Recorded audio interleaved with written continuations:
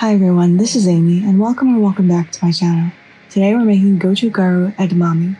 For this dish, we need to steam up a 14-ounce package of frozen edamame for 8 minutes and give that a good rinse and set that aside. We also need to make slurry, so pour a cup of water and a half teaspoon of either cornstarch or potato starch, whatever you have on hand. Once that's mixed up, set that aside as well.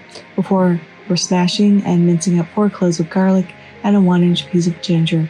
We want this to be kind of a large mince because we're going to stir fry this and we don't want it to burn. Once that's done, we can move over to the stove.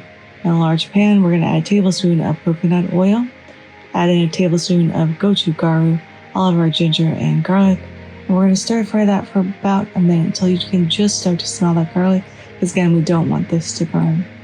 Then we can add in a half teaspoon of soy sauce, a tablespoon of maple syrup, and our slurry. We're going to bring it up to a boil, lower it to a simmer.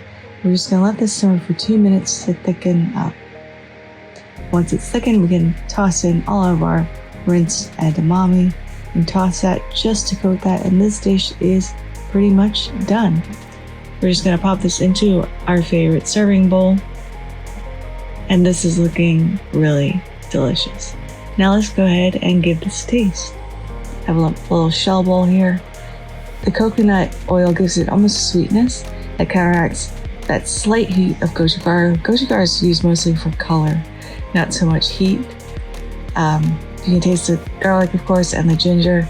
This is really fast, really easy, and really delicious. But there it is, Gochugaru Edamame. I hope you all try to make this in your home. Thank you so much for spending time with me again today for this quick little video. If you like this video, give it a like. If you loved it, please consider subscribing and hitting that notification bell if you haven't already, because I put out new videos every Thursday. Thank you so much again, and until next time, happy cooking.